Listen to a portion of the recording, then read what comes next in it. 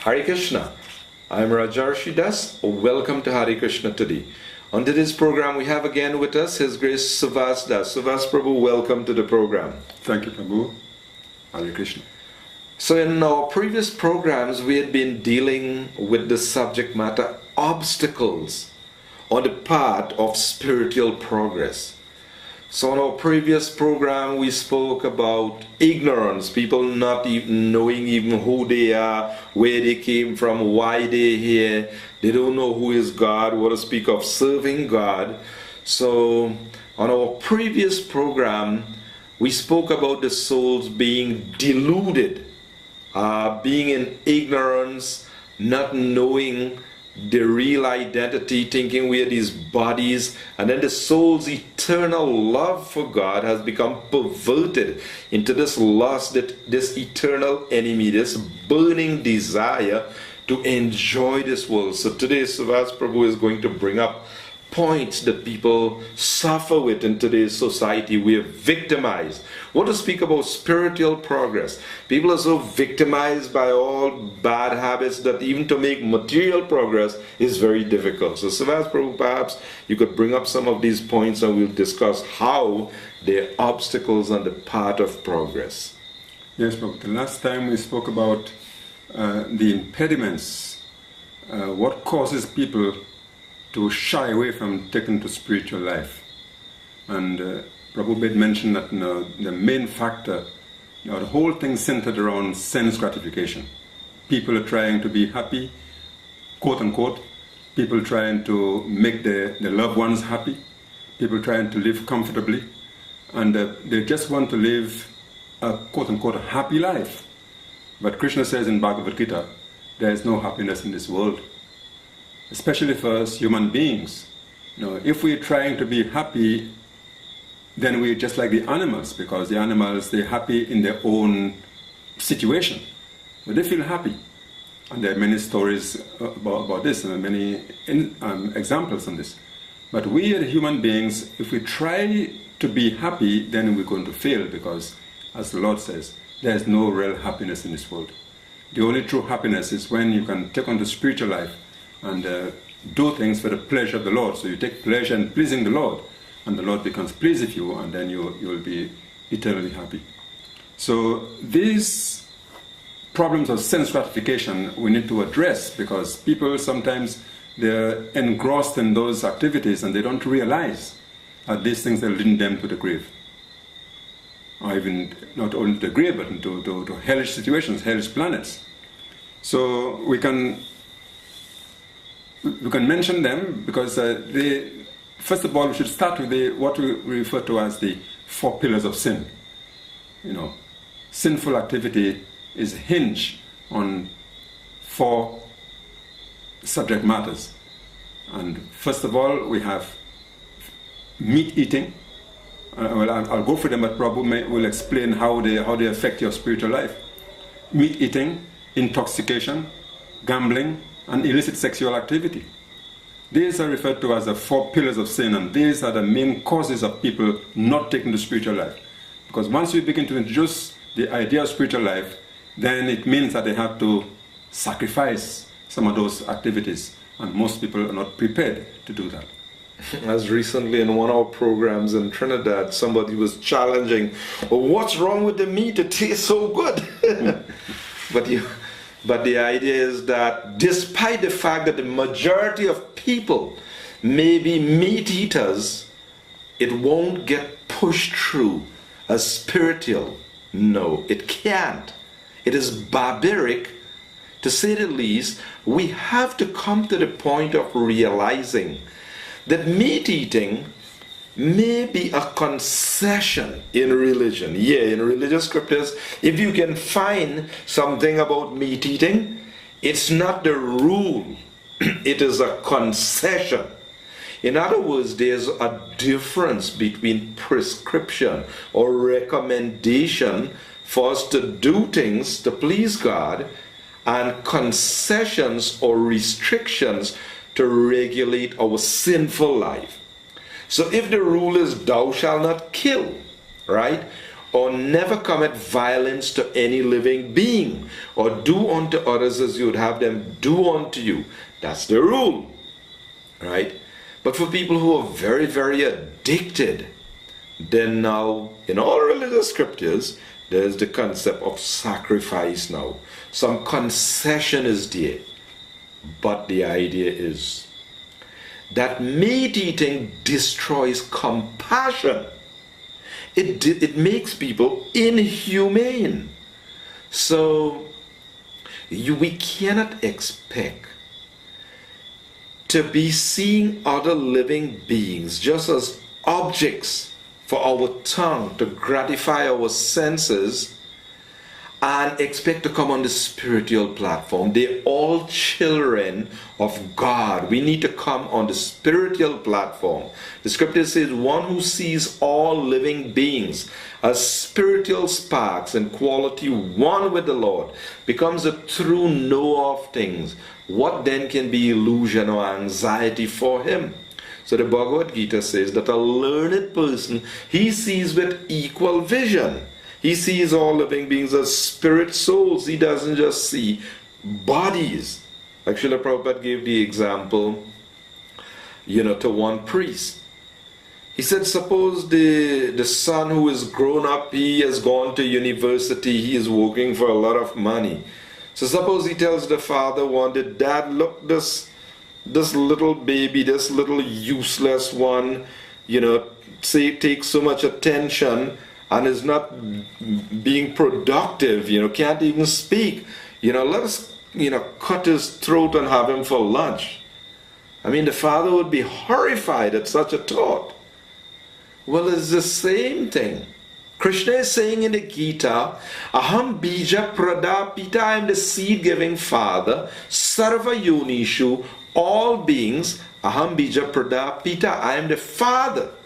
And we want to continue playing that we are children of God and cutting the throat of the poor defenseless creatures and thinking that there's something religious or something spiritual about that. True, that's there in religion, but mode of ignorance religion is just meant to regulate people. So we have to know that we may be addicted, we may be on that level, but we have to learn to go on a higher level. So what we're saying is that meat eating, this destroys compassion. And we cannot come on the spiritual platform if we don't give up this basic vice. We must be willing to give up the mode of ignorance influence and learn to delight in pure food that has been recommended or prescribed for us. So that is as far as meat eating goes, yes. Then, of course, we have second one, which is intoxication, which is a very common problem all over the world, especially among the ignorant. Well, I should not say, but the lower-minded thinking people. And sometimes you find that the lower we are in life, the more we tend to take into intoxication because we think that this is a way out for us. But of course, later on in life, we find that it brings us deeper and deeper into problems. So it's a problem both materially and spiritually. So intoxication should be avoided. Well, in the first place, we say toxic means poison. Poison. Toxic means poison. What good will that do you? What it does, stimulating the system, it gives you a little momentary relief from your difficult day or something like that. You're stressed out, bummed out or so. So you get a little stimulation from that, but then you come back down again, right? So what it means is that really material life and material consciousness is not the thing. We can't face it. It's not good. So we want to adulterate. We want to make a change in consciousness. But the hippies and the bums, they think, in terms of intoxication as a solution. But what we're saying is spiritual life. God is the reservoir of all pleasure. And until and unless we actually revive or reawaken our God consciousness, we're going to be victimized by these vices, these bad habits. We have to revive the soul's natural spiritual consciousness, and we have to be willing to pay the price. We say no pain, no gain, right? So the Vedic scripture says, tapo divyam. Tapasya means penance or undergoing some difficulty for a greater gain. Now we know in this world, people want to go to, they go spend years at medical school, at law school. Why? Because they want to get some higher level of living. They want this. So they make a big sacrifice in life. Well, can you imagine if we want eternal life, what we should be willing to sacrifice? So no doubt we agree that people are very much hooked up, this intoxication business. But it's a great deal of hypocrisy because governments all over the world, they allow these things, right? Instead of implementing higher training and higher education, awakening the spirituality of people, they facilitate all the low-grade life, So this means that people indulge in it, they think it's okay. The government is allowing it, so it's all right. But it doesn't mean it's going to do you any good. So we say that intoxication on any level, it is a problem, and you need spiritual guidance. It can be replaced with spirituality. God is the reservoir of all pleasure. He is all attractive. Rama means reservoir of all pleasure. So where there is Ram, there is no Kam. Kam means the lust, that burning desire, that urges, that pushes us and makes us victimized by these bad habits. So what we're saying, this intoxication business, people have to know it is an obstacle. As long as you're hung up and you're hooked up on that, you could hallucinate yourself and think that you're experiencing a higher or spiritual consciousness, but actually it's mode of ignorance consciousness. Intoxication is in a mode of ignorance, no question about it. Read the Bhagavad Gita, 14th chapter, the 3 modes of material nature, 17th chapter, divisions of fate, and you'll see people's fate in the mode of ignorance, how they are situated and so on. I should mention at this point that sin is supported by 4 pillars, as we said a while ago. Meat eating, intoxication, gambling, and illicit sexual activity is the 4 pillars of sin.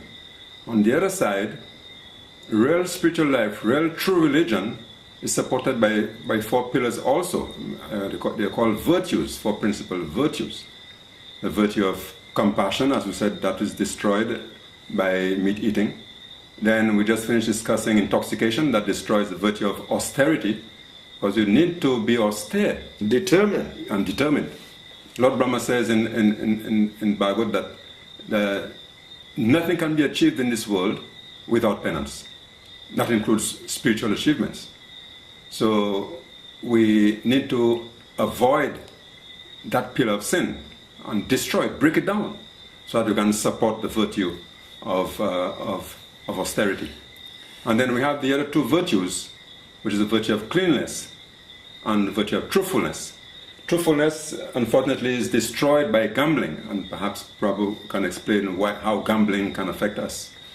Some people think because they're not big-time gamblers that they can play a little lottery, but all this is considered as gambling, and little things lead to big things. Yeah, there's some bumper sticker that say gambling is a tax for people bad at maths.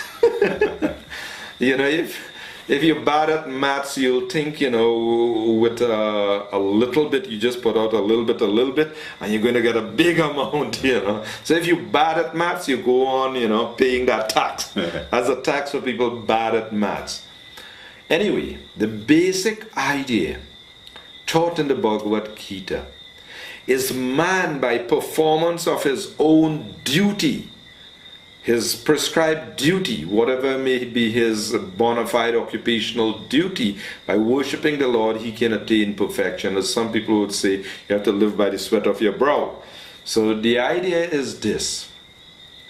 when you don't learn to depend on God, as Krishna is telling Arjuna in the Bhagavad Gita, perform your prescribed duty of fighting with your mind fixed on me and the results surrendered on to me.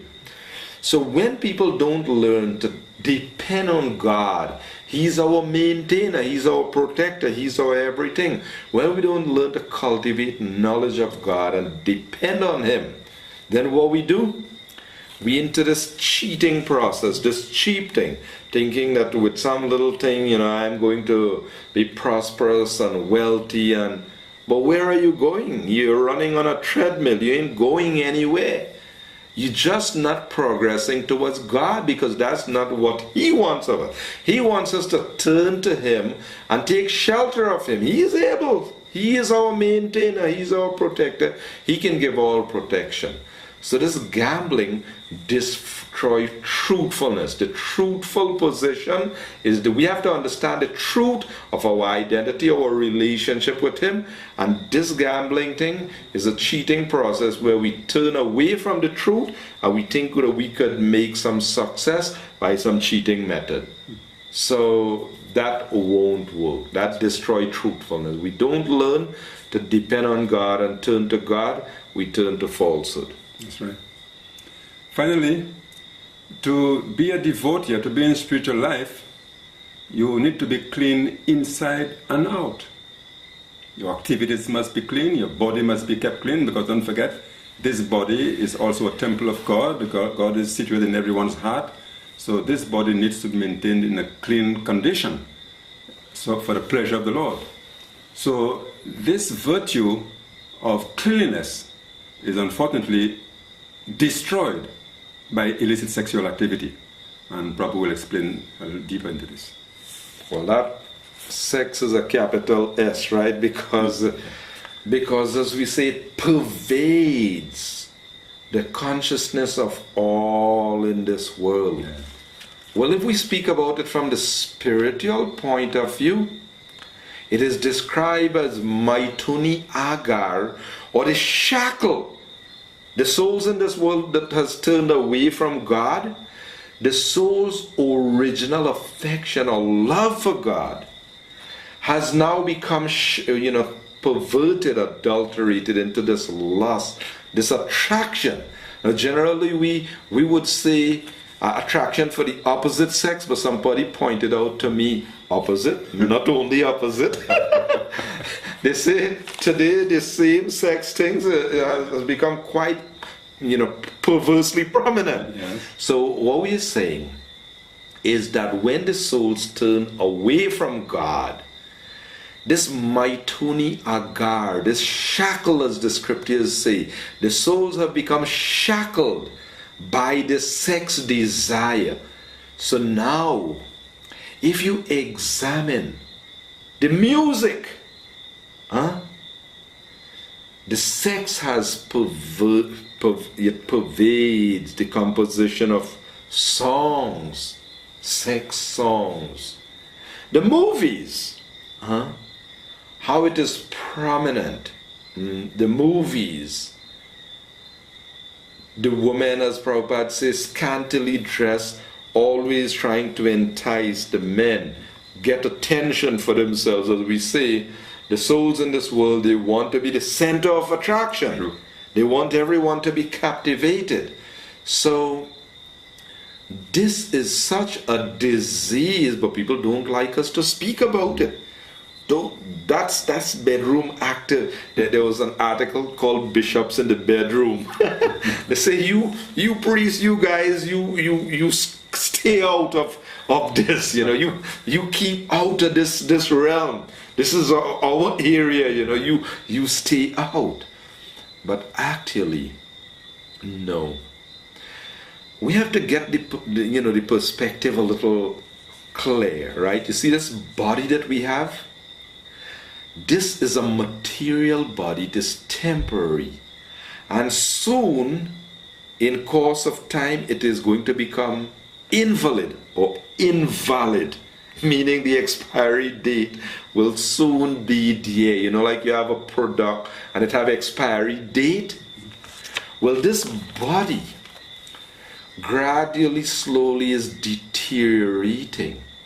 But the desire is not coming from the physical only, you know. The desire is coming from the soul that is eternal. So even when the body becomes old and wrinkled, the desires are still there, haunting and torturing us. And you might get angry at the young children and say, don't do that, that's not good, or, you know. But the idea is that, Krishna says in the Gita, Yehi sang sparshaja bhoga dukha yonaya evati, that dukha yoni, this sense gratification business, is the source of all suffering. Now analyze it, right? In fact, we have a illustration somewhere. If we could find it, we'll show it to you. The root, illicit sex, and then all the many branches bears fruits. So from illicit sex, you have unwanted pregnancy, you have so many varieties of disease, you know, unwanted population, you name it. So much violence is produced, also prostitution, so many things come about. So the idea is, you were mentioning the point about consciousness. Purity, cleanliness. When we're speaking about cleanliness, physical cleanliness, external cleanliness, internal cleanliness.